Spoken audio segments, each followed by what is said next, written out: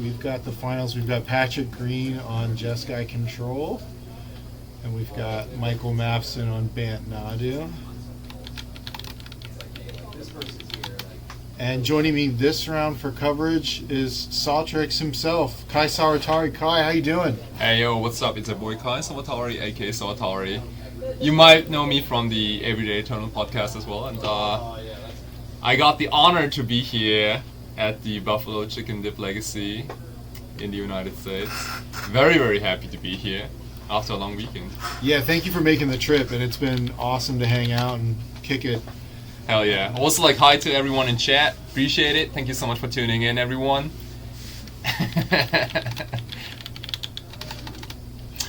Zach, how you doing, buddy? Good to see you yesterday. So, if Patrick wins this, that'll be two straight, both events this weekend won by Jeskai Control, which is kind of hysterical, actually. Yeah, absolutely. We from our podcast, like, we used to make a lot of fun about Jeskai Control. Like, we actually called it, like, one of the worst decks in Legacy. Because it has, like, terrible play patterns. At least it used to have them when, before the Modern Horizons 3 set. I think the new sweeper definitely does a lot of work, kind of smoothing up the mana curve a little bit. Supreme Verdict was already a little outdated, I think, at this point, and really cool to see like a true control deck taking it this far in an event like this. Really cool. Hey, yo, what's up, everyone?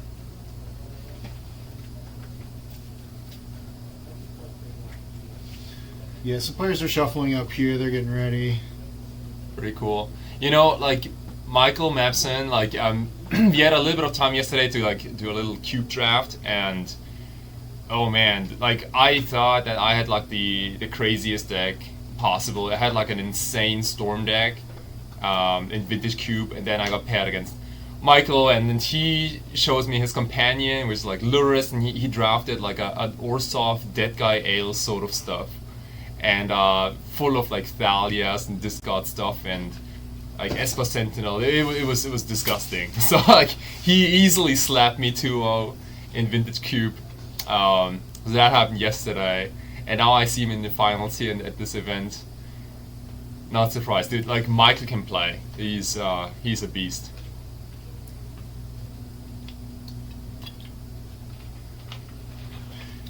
All right, looks like both players doing, like the probably one of the rather like common openers these days, like a lot of like fetch surveil action, trying to get their hands ready.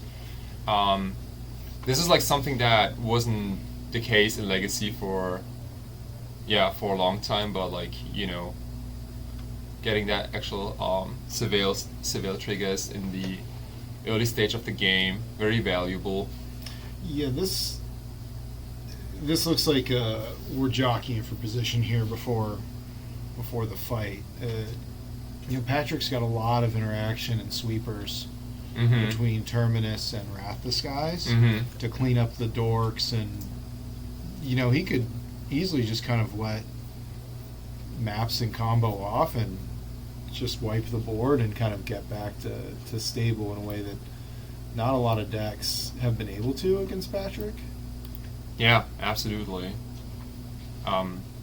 Like Michael needs to like combo out like underneath all the interaction that Patrick has.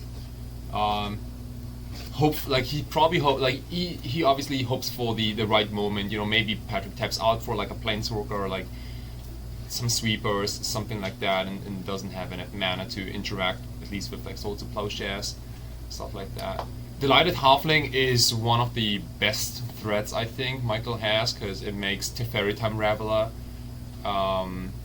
pretty much like a safe card to resolve. Yeah, it looks like Patrick's hand is full of ways to fight on the stack, so landing a Teferi Time Raveler or Mapson would be pretty huge here given Patrick's hand. Yeah, isn't that insane? Like, this is probably like one of the very few mana dorks that you actually want to force a will potentially, which doesn't feel great. Yeah. But sometimes that's just what you gotta do, you know. It's I mean, that force of will is useless if you don't do it. exactly. Right? So, Yeah.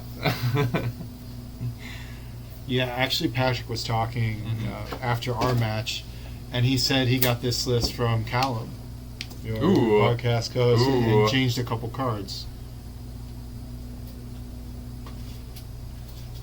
So yeah, if you have not seen, hey Jeff, if you have not seen or heard Kai's podcast, check it out. Everyday Eternal, Spotify, and all the usual places. Yeah, definitely do it. Not now. I'll do it after. Yeah, after. Do it after this game. Do it after this game. But like, yeah, like it's a bunch of legacy dudes just hanging, talking about decks and stuff, goofing around. I mean, it really shows you how small the legacy community is. Like, it's worldwide, but we had you travel from Germany. We had a group from Canada come. Oh hell yeah! So it's awesome to see people travel for these events. Shout out to the guys from Toronto. Yeah, really good energy. Yeah, look them up. They stream every once in a while. Legacy of the North. You can find them on Twitch streaming.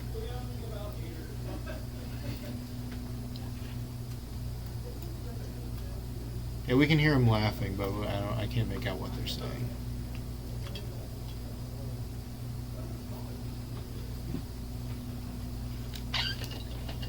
Cool.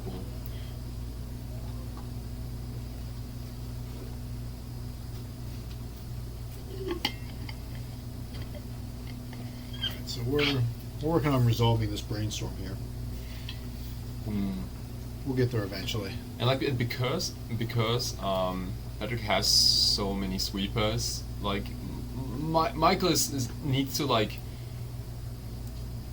He wants to combo up, but he tries to not overextend the board. Like especially Shuko, like Wrath of the Skies, just hitting Shuko is such a big deal. That was not the case before when Control decks played Supreme Verdict, right?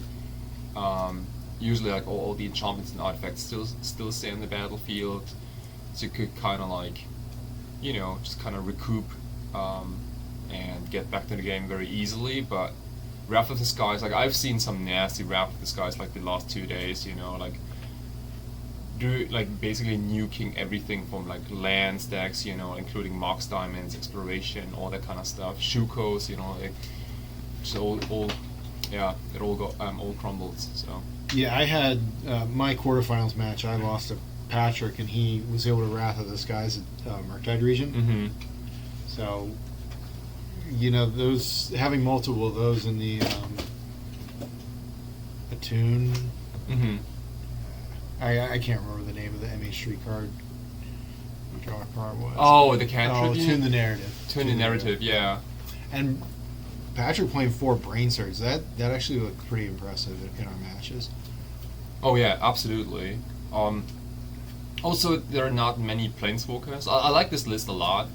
Planeswalkers are kind of not terrible, but they die so quickly these days.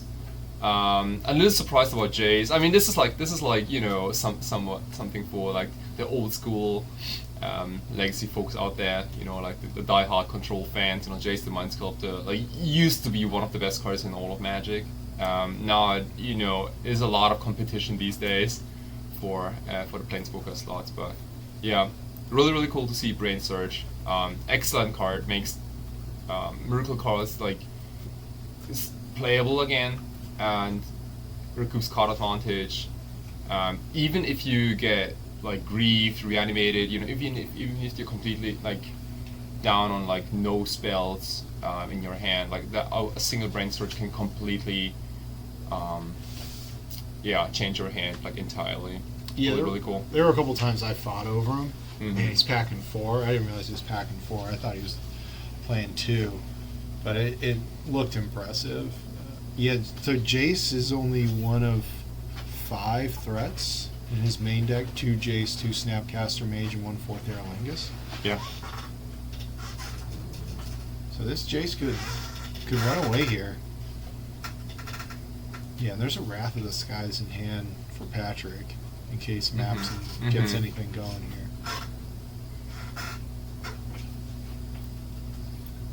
Yeah, I like the plow on the Delighted Halfling. We'll attune, we'll get 2 energy.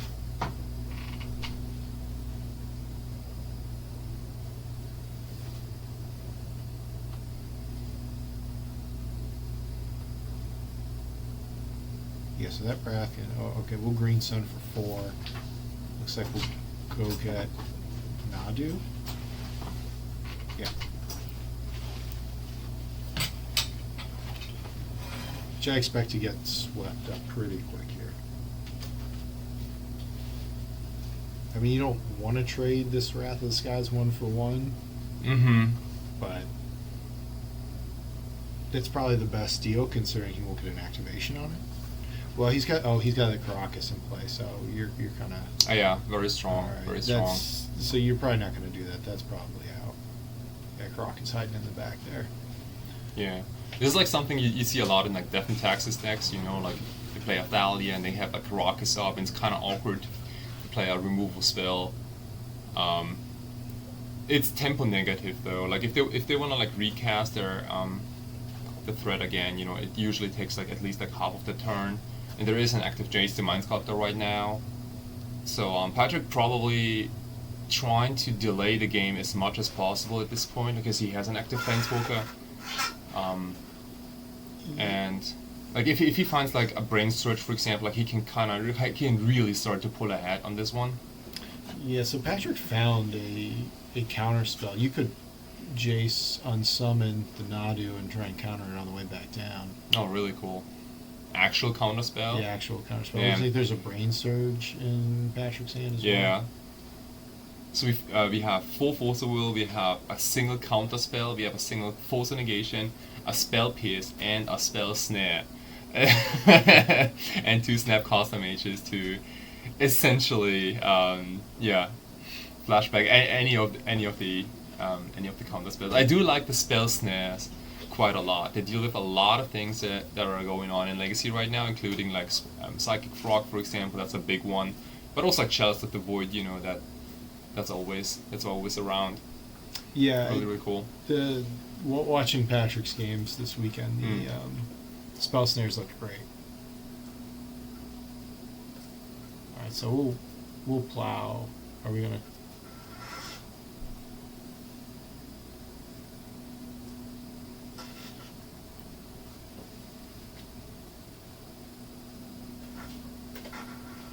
Yeah, so it looks like we brainstormed with Jace as opposed to bouncing. Okay, yeah. Patrick pointing out that the Nadu brainstorm does not go in your graveyard.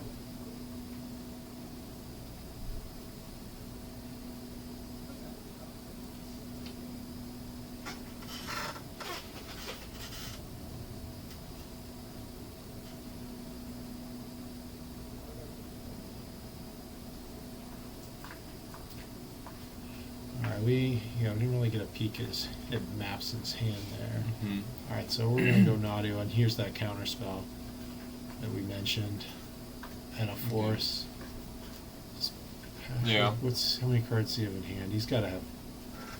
Yeah, I like forcing here. See, like this like, Michael has been looking for that one specific spot where he can, get enough card advantage so he can like keep up with Jace the Mind Sculptor here. I think he found a really good spot, and he's completely popping off here. Oh, we're really off nice. to the races, and we've got a counter spell in hand for a Wrath of the Skies and a blue card. So Oh man, Ponder, we're like creature. seeing all this this madness with Nadu, kind of makes Jace the Mind Sculptor look stupid almost. Because like I grew up with the mindset of, hey, if you untap with Jace the Mind Sculptor, you win the game. I was told that Jace is like this powerful, and Jace has been around for a bit now, and look at what Nadu is doing. It is absolutely insane. Like if you're a modern player, you might already know how how insane that deck is. And people are actually even predicting for a ban in Modern. But it's totally fine in Legacy. Like Legacy is like a different animal, right? Like it's like the Wild West. You know, people cast like ridiculous things on the first couple of turns. You know, like Leonard Fleshraker has been like an all-star recently. There's like a lot of cool things going on in the early turns.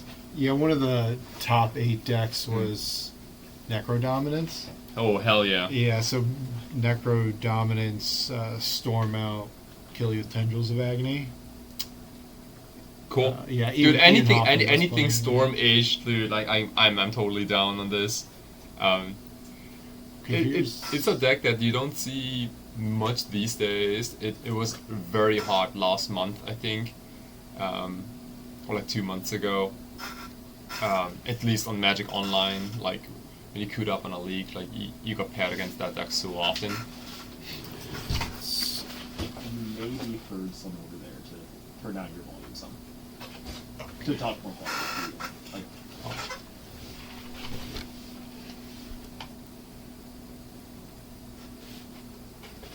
Okay, Patrick. Couldn't see what he took off the ponder. It looked like Wrath of the Skies, a Terminus. Soul Wrath. What? Yeah, thanks. He's just gonna get. Yeah, thanks to Norma. Like, man, like Norma doing all these things at instant speed. Yeah, look at Michael's hand. Like he you can't see it like right now, but it's gotta be stacked.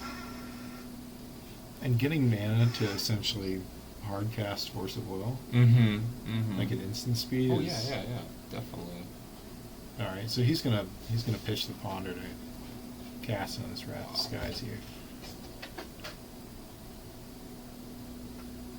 A little Snapcaster Mage for counterspell, I presume. Dude, that is so cool. Snapcaster Mage counterspell.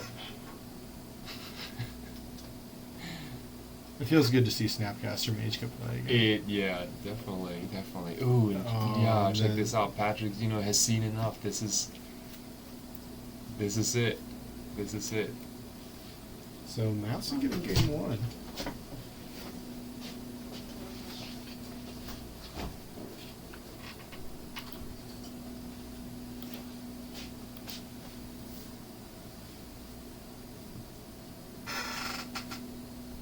Yeah, I mean, he effectively drew 16 cards. And put whatever lands he found into play.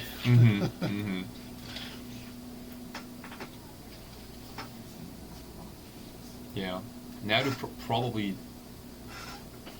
the card that sticked out the most in Modern Horizons 3. Everyone has been talking about that card. Also the Commander players, CEDH players. Like that card is so unique and also sometimes a little stupid. In what it does. Let's see. So let's look at the Patrick's sideboard here. 1 Consigned Memory, 1 Containment Priest, 1 Dampening Sphere, 1 Deafening Silence, 1 Entreat the Angels, 1 Foster Storm, 1 Hydroblast, 1 Pyroblast, 1 Red Elemental Blast, 2 Ruination, 1 Stony Silence, 2 Surgical, 1 Wrath of the Skies. What do you bring in? Wow. So there's a lot of cool things you can bring in. I personally like the additional Wrath of the Skies, but I think the card I like the most is probably Ruination.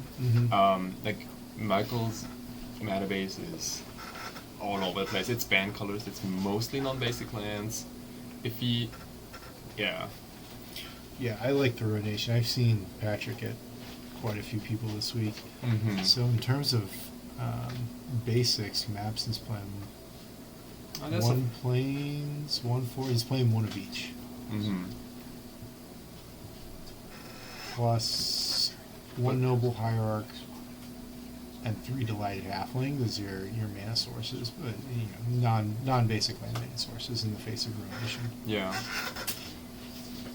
I don't think Patrick needs to overboard. Needs to destroy the entire mana base. I think if you can hold or delay Michael's plan by a little bit, it's probably just enough to pull ahead with Jace the Mind Sculptor, or you know, his control strategy. I think if Michael's deck operates on the same slow level as the Jeskai control deck, then the Jeskai deck might be winning, I think. And Michael, on the other hand, like tries everything to basically like, you know, sneak through his combo when Patrick is kind of vulnerable. I really like the Veil of Summers in his sideboard, for example. Carpet of Flowers is interesting because it naturally dodges Ruination somewhat, but it also gets blown away by Wrath of the Skies. So I'm really curious if the carpets come in this matchup. Ground Seal is also kind of cute against Snapcaster Mate, even though it's maybe like a little bit of a fringe one. It's probably not meant for this matchup specifically. Yeah, I assume these sorts of flashers and Mapson stack are coming out. So it gives you room for the carpets, Veil of Summers, maybe you bring in the Force of Negations. Not sure how much you really want to cut out of the main deck if you're Mapson, so probably cut some number of plows. Yeah, the Veils I really like. Yeah.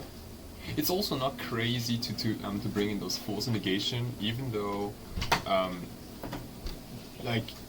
you're not up against a combo deck, but maybe if you have more counters for the Wrath of the Skies, that might be helpful, especially with like a Veil of Summer backup, for example. Like we saw it in the first game, right? Like there was like a big counter war over the a critical Wrath of the Skies, and like a similar turning point might also happen in the second or third game, if there is a third game.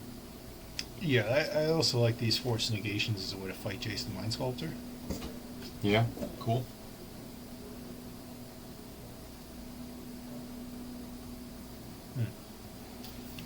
I mean, this is like what you get when you get paired against like a true like Azorius or Jeskai control. Like you kind of know what's going on, right? Like Jeskai control has a lot of good answers, the best removals, the best counters, a couple of planeswalkers, but they rarely have a plan B basically. Like you kind of know what's going on.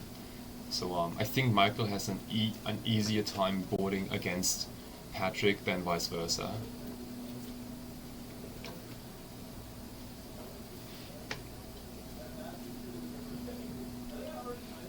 Alright, so we are ready. Patrick will start here. We can see Brain Surge in hand. Oh, that's a tune. Oh, that's Brainstorm. I think there's a Tune the Narrative.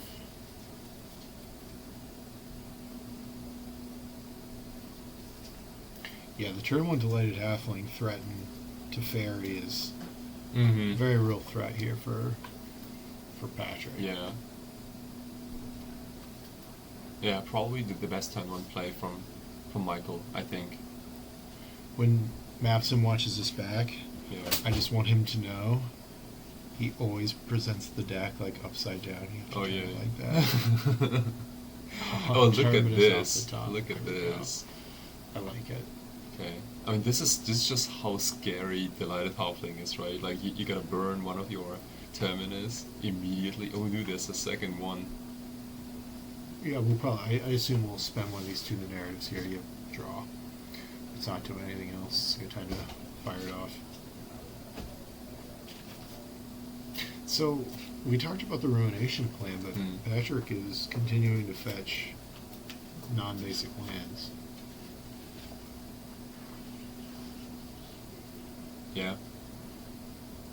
A little surprised to see that. Maybe he didn't bring them in, which is totally it's possible, yeah, right? Like maybe you just do not care about Michael's mana base, but you want to answer all the threats he plays and don't worry about the rest. Since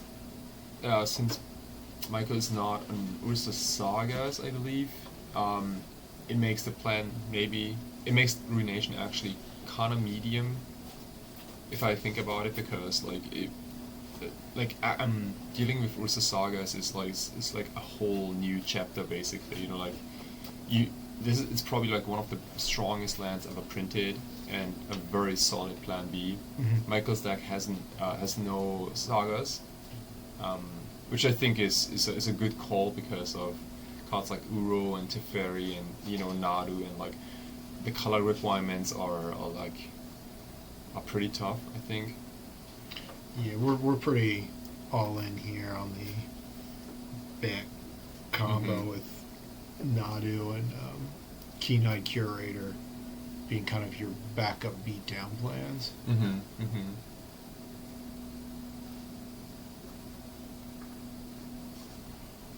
Alright, so looking at Mapson's hand, we've got a Delighted Halfling, a Bristly Bill,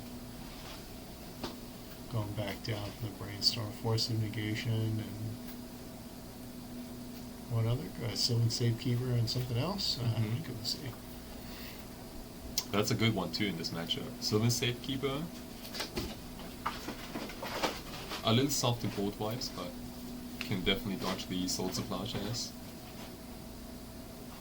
It used to be a card in like Dark Depths decks, I think, from way back, and also like sometimes in Maverick, just making sure that your Metal Lage or your Knight of Reliquary survives like a Soul Supplanches.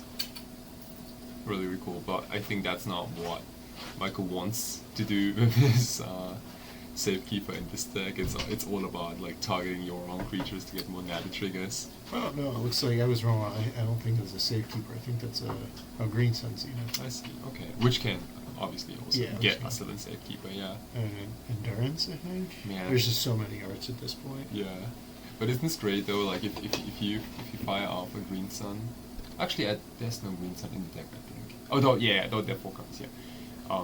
But like, Micah can technically like cast a Green Sun for, let's say, like X3, and he can get anything in his deck, right? He can get Silver Safekeeper, or Spring Heartland Tuco, Nadu, of course, Endurance, another Halfling, maybe to protect Teferi Time Raveler, or his one of Uro. There's like many things, and you might see Patrick doing like, all sorts of things in response to a Green Sun Zenith because,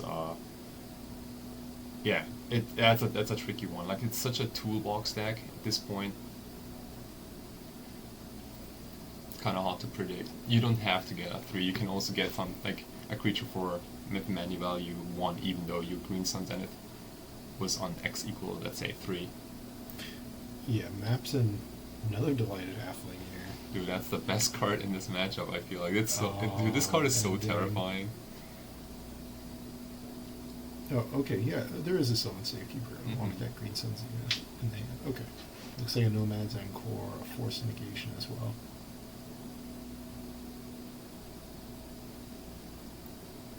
Oh, is that...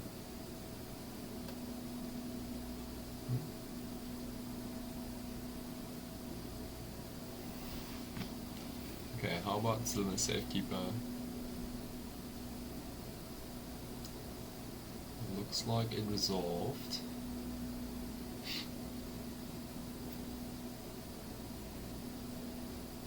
Patrick is thinking about it, okay.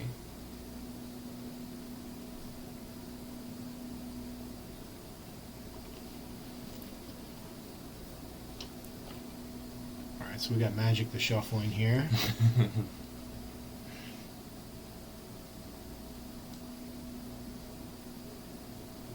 Alright, I like the Safekeeper play. And I kind of like Mapson's approach. I'm going to go off on my turn.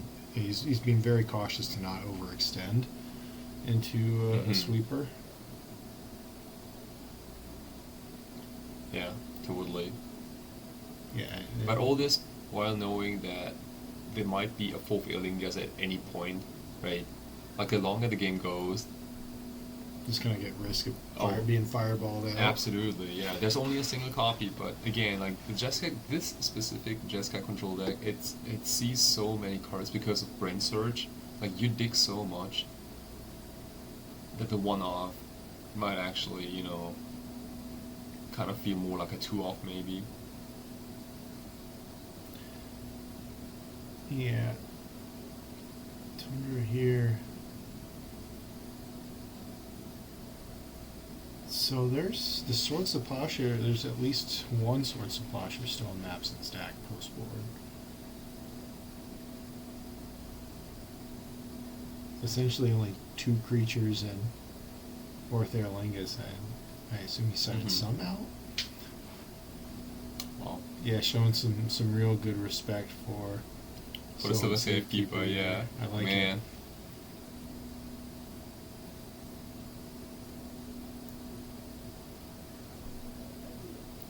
Yeah, goodbye, Oli Rada. Alright, so I think we'll see the Force of Negation here. Yeah. Damn. Will. Very nice. And, Very nice. and a blast.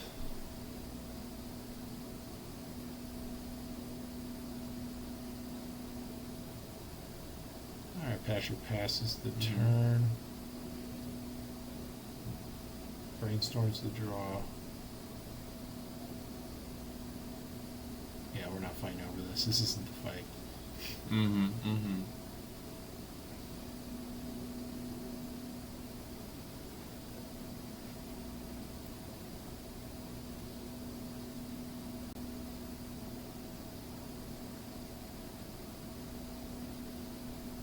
Yeah, this is a hell of a finals.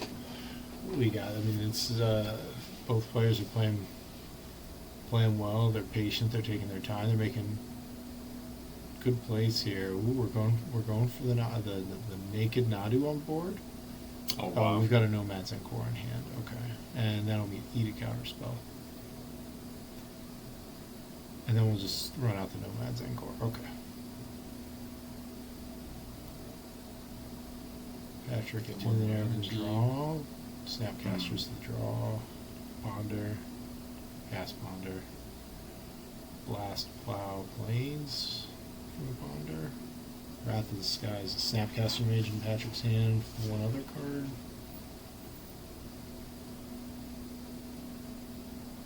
Yeah, Patrick kind of playing with his like his whole graveyard is like a stack of instant sorceries, and like his neck cost like kind of reads like Demonic Tutor on your graveyard. Really cool. His access to like really anything like counterspell, cantrips if you run out out of gas. Could also get a removal spell like Swords of Plowshares. Very flexible. Green And he has Sun a for green 3. Yeah, we're going to Snapcaster Counterspell.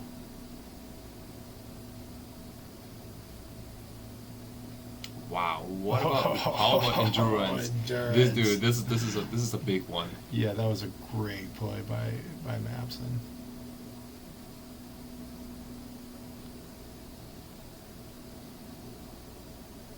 Oh, So we're gonna plow the Nomad's Encore. yeah. See, like this is such a good turn also for Michael, because like Patrick's mana is completely exhausted, and like plowing the Nomad's Encore is you know what he has to do now to slow Michael down, but it certainly doesn't feel good. Because I think it looks like Michael is getting that Green Sun Zenith here. Patrick doesn't have another response. And if you're Patrick, I don't know, 2 of your 5 threats are sitting on board right now. So Yeah, you can't really board wipe. totally. Yeah. Oh, Uro.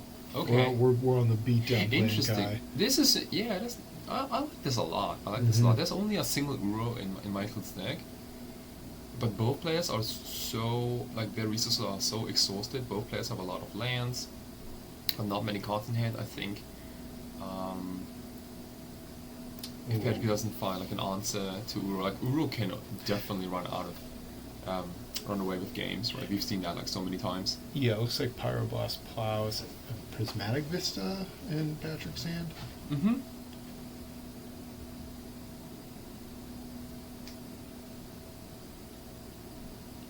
Oh, the other card's Wrath of the Skies, not Prismatic Vista. Okay. Cool. I like forcing that trade, knowing how few threats Patrick has in the deck, but all Patrick need is 1/4 Airlingus to resolve, Oh yeah. especially this late in the game.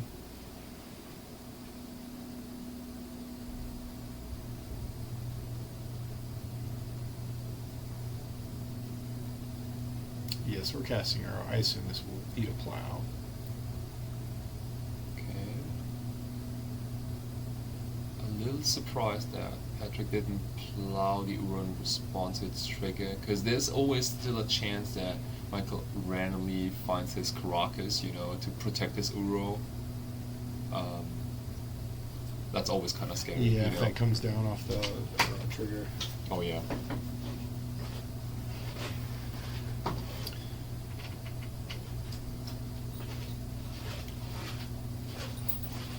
Yeah, and Teferi, Time Raveler getting Pyroblasted, might passes back to Patrick. Oh, wow. Yeah, welcome to top deck mode, everyone.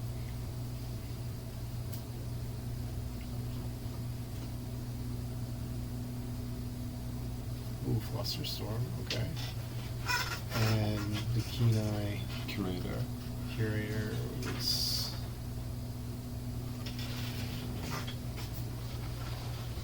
What's going on? Yeah, I think the longer this goes like this, the more it favors Patrick.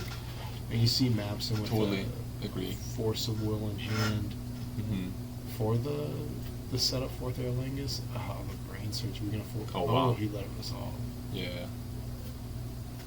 And Oh man, Brain Surge on an empty board. Very cool.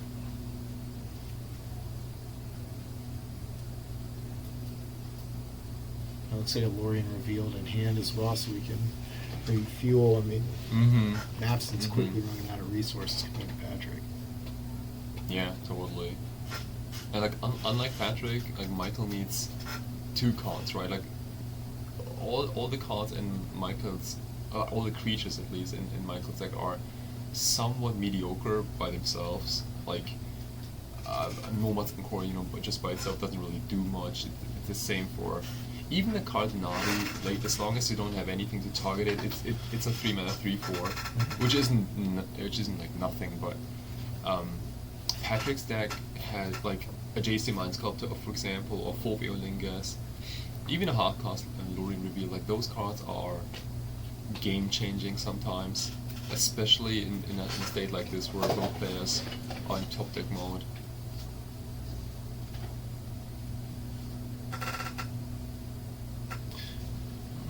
Looks like Flooded Strand. Okay. Yeah, get back to Brain Search. We're going to Value Oh, Town. yeah. Lorien Reveal. No, what a draw 3. Mapson's gonna fight over that. That's a cast Force of Will for sure. And a Flusterstorm Wow. in it. Wow.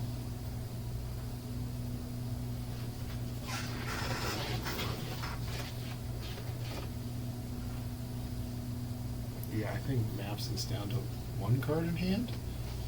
I think Patrick's hand's got to be almost. Oh, it's stacked. Yeah. Yeah. At a minimum 5 cards, if not 6 or 7.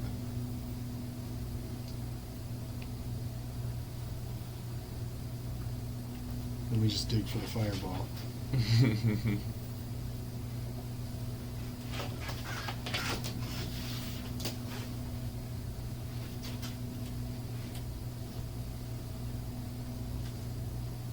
I mean, we also forgot to mention, but Patrick's sideboard also has a single copy of probably one of my favorite cards from like way back from like Miracle decks, Entreaty Angels. There's a single copy, I think, in his sideboard. Yep. I don't know if he brought it into this matchup. I honestly doubt it. I mean, even though it's a very cool card, especially in a game like this where both players are so like top deck dependent and where you have so much mana. Like in T2 Angels, like end of turn does end the game immediately. Michael doesn't have a lot of ways to deal with like a couple of Angels. I think like all his creatures are definitely worse than 4/4 Angels. Doesn't have a lot of blocking flyers. Yeah, it looks like Mapson has 3 cards in his hand. He's drawing a 4th. Yeah, it's 4. I like that Wrath this guy's getting the 2-for-1 there. Nadu, Force of Will, Nomad Zancor in hand for Mapson. 7 land, so he'll be able to use this Force of Will to protect the combo. Oh, this Brain Surge. Digging. Oh.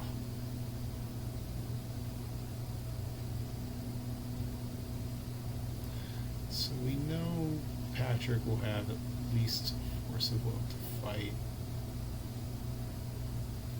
One of the big spells, yeah.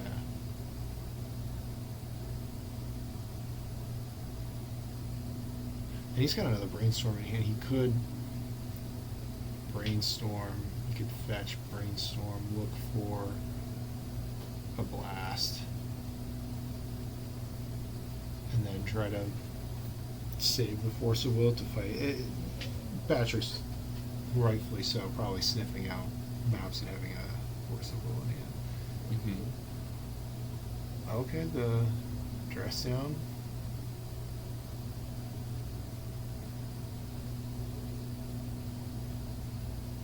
Okay, now what a Force of Will.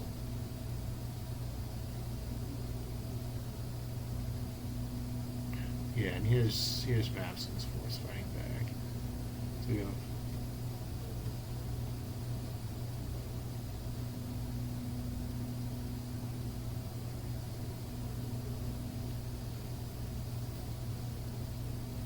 okay, Nadu countered. Here's Oh, the wow. win con, Jays. This is this is it, ladies and gentlemen. A true Jeskai win condition. Yeah. Jason Mind Sculptor on an empty board on turn 15. I don't even Yeah. know. Like it's like the ultimate end game. Turn 26. None of Michael's creatures have haste, I think. So this is like the, you know, it used to be like this when Miracle decks played against like Junt, for example. Not the one with Bloodbraid Elf, but like the Deathbite Shaman, Tarmogoyf, Dark Confident deck. Like Junt had such a hard time fighting Jason Mind Sculptor because like none of the creatures have haste, and we have like, kind of like a similar effect here. The only difference that Michael's creatures can potentially combo out, but with every turn that passes here, it's gonna get like worse and worse for Mapson. Yeah, and now we're ticking up. So This is it. See, Yep, okay. maybe we don't need 4 Failingers, you know. Maybe we just need good old Jason Mind Sculptor. Wow, really impressive. That was a really long game. Started out explosive for Mapson, right? With like the lighted halflings. That card is, that card is like scary as hell for a control player. But we somehow managed it, you know. We burned like a Terminus, Swords Plowshares, Wrath of the Skies, and very aggressively to get rid of the halflings. And yeah, I think that was like the winning recipe, I think. Getting rid of the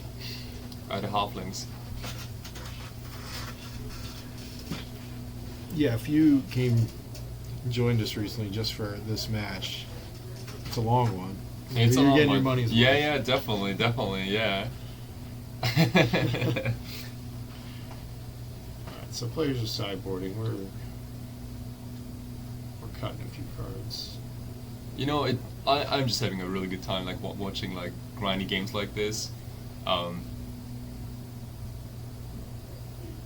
There are so many fast decks in the format right now. Like Eldrazi decks they can close out games so quickly, and the Necro Dominance deck you just mentioned is also like a really fast deck. Looking around the room, I didn't see much. I don't think I saw any Eldrazi. Did you? Not as much as yesterday, I think. Yeah. But yeah, so impressed by Glaring Fleshraker. Saw the card a lot in Spain in Quick Returns. That happened 2 weeks ago. in A Coruña. That's like the north part of Spain. They had a great attendance at the event, and I remember on the Spanish Nationals on Friday, the Mystic Forge Karn Flashraker ring deck, however you want to call it, it was dominant. They had like multiple copies in top 8, and we just saw like all sorts of decks like struggle to beat that deck. It's so interesting to now to come to the United States and then see like a somewhat different metagame, with like Jeskai Control being like the top dog for some reason, see like Brain Search and like Jason Mind Sculptor. Dude, I haven't seen Jason Mind Sculptor like in ages. Yeah, so to any WotC staff out there that are watching, don't let this fool you. Grief still needs to go. Yeah. Like what if they go like Jason Mind Sculptor's banned in Legacy. Like we've moved back to Jason Mind Sculptor's playable. It's too powerful, yeah. No changes. And Snapcaster too, yeah.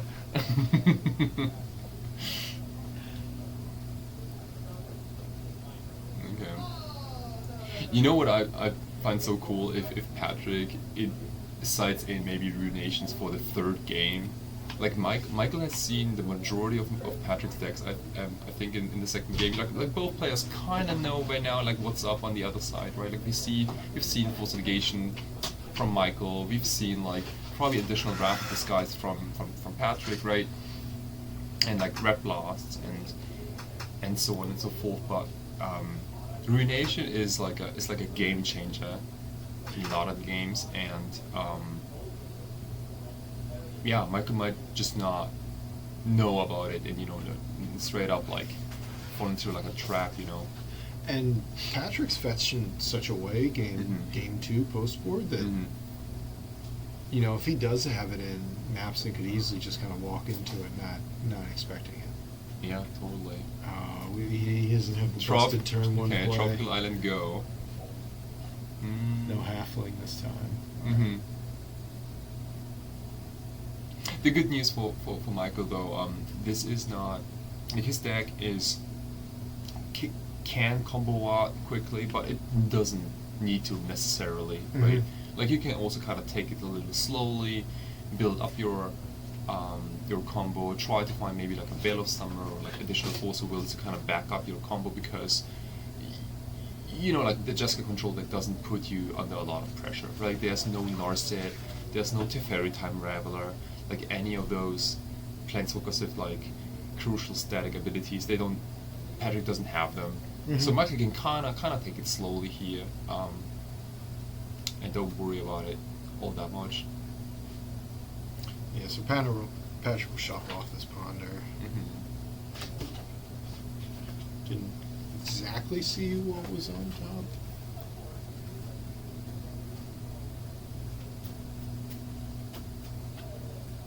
Alright, looks like Island Plains, Flooded Strain in Patrick's hand.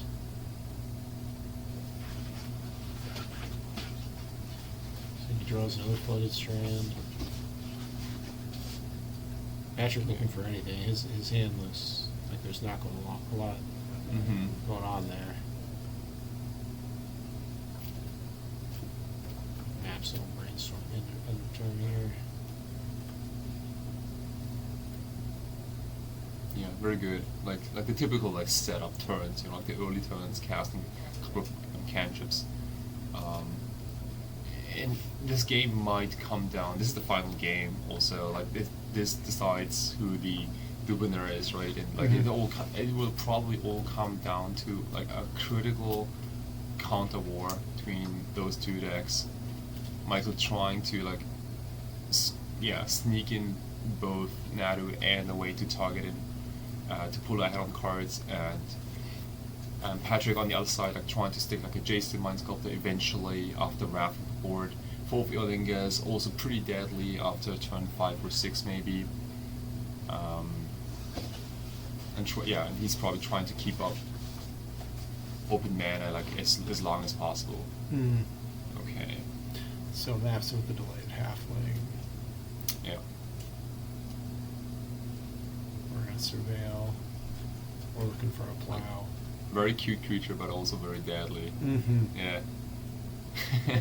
Because you don't know, right? Like some, like if there is no Teferi or Nadu, like this, it's just a dork, but you don't know, and that's what makes Halfling such a must-kill card, I think. Those halflings just are in the tavern having a good time. Yeah, Look like they're having fun. yeah. All right, there's a prismatic ending. All Yeah. right, yep. Immediate removal. That's what you got to do. Mm-hmm. I gotta say, like, it doesn't look terrible for Patrick, like, at all. I think that I kind of like this game for him. You know. Yeah, we can see Mapson has a Nomads and Core in hand. Mm-hmm. Mm-hmm.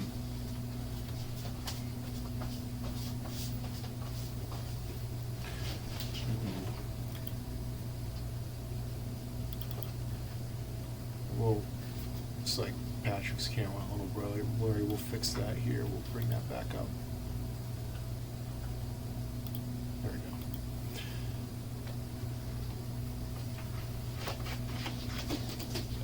Yeah, there's the Nomads and Core.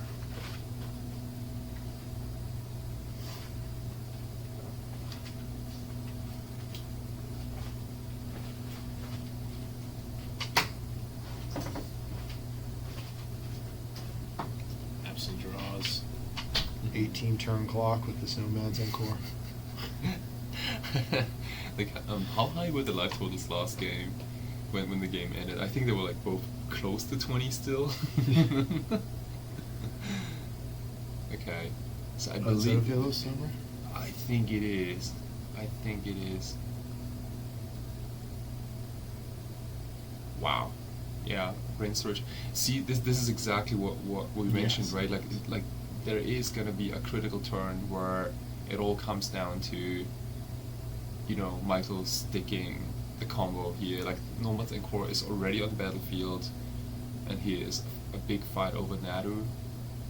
I think Patrick has a lot of good hits. Like if this brainstorm is resolved, like he can still hit like one of his Pyro Blasts, Red Elemental Blasts. He could also potentially find a Swords of Plowshares to, you know, plow the Nomads and Core in response to Nadu, so that Nadu doesn't go off immediately. Ooh, we are Wow. all in here on this turn. Oh wow, and it looks like it resolved. Oh, look at this. And we are off. We're gonna see a minimum of 4 cards. Wow. Yeah. And this Green Sun Zenith can get another creature and go get a Dryad Arbor. Like even if 2 more activations. even if Michael passes turn here, like he can do the very same thing on Patrick's turn as well. Like right, like Nomads and Core can do things at instant speed. This is so much value. Oh wow, terrible news for Patrick. You know, He- sideboard card I was thinking about playing today that Mm. I don't know if I had with me. Mm. Darkest Hour. Maybe you want to tell Chad what it Yeah, is. so for those of you who don't know what Darkest Hour is, it's a card from Tempest, 1 black enchantment, white creatures get -1/-1. Beautiful. Kai had to talk me out of playing Massacre this morning. Yeah. so we were digging deep for sideboard options. The EE that I actually went with, Mm-hmm. yeah, Dread of Night, yeah, that's what I'm thinking of. Yeah. What card did I say? Yeah, Dread of Night was the card I was thinking of. It used to be like a Storm sideboard card, I think, against different taxes. Yeah, dude, look at this. Look at this. We got Dryad Arbor. Oh man, this is like getting out of control very quickly. I think Michael got another Veil of Summer, I think, through the process. What are we gonna put back on top? There's no Yeah. Mature, there's no Like- Sweeper here. Prismatic. Oh man, there are like so many things Patrick needs to do right now Surge. to kind of get back into the game here. we're- Like first off, we do need a sweeper immediately, or some kind of way to like deal with deal with the 4 creatures here. Cause like yeah. Patrick's getting so much value. Okay. Oh, wow, there's a force negation too. Oh wow, that's incredible. Looks like Sylvan Safekeeper, Brainstorm, Ponder are the cards from Ponder. Remember, guys, that this is the finals of the Buffalo Chicken Dip Legacy 16. And this is game number 3. It all comes down to this game. So, if you're Patrick, and you've already won Eternal Weekend, Mm-hmm. which do you think would mean more, this or Eternal Weekend? Oh, this event, of course. Right? Yeah, of course, dude. Of course, yeah. It's the Buffalo Chicken Dip Legacy. You know, it's all about the dip. The painting hangs in your house, you Yeah. know, if you don't sell it for you to see, but the trophy Yes. is forever for everyone yeah. to see.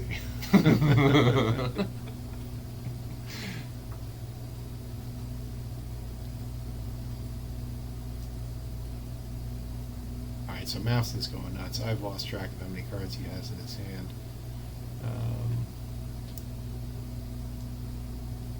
And I think that we're at a point where even if Patrick finds, let's say, like a Terminus or Wrath of the Skies, then Michael can easily like redo this whole thing. Terminus is also a little bit embarrassing in this matchup, specifically because Michael is on Green Sun Zenith, and all the creatures go back in the library, right? So you never run out of creatures, right? If all the removal spells were actual like Wrath of God effects, you know, Michael might be in a point where he just doesn't have any creatures left in his deck, but not with Terminus. Alright, here's our win condition right here, Springheart and Tuco. So if you haven't seen this combo, we're essentially going to target it. Oh, and Bristly Build. There we go. This is pretty much done. Yeah.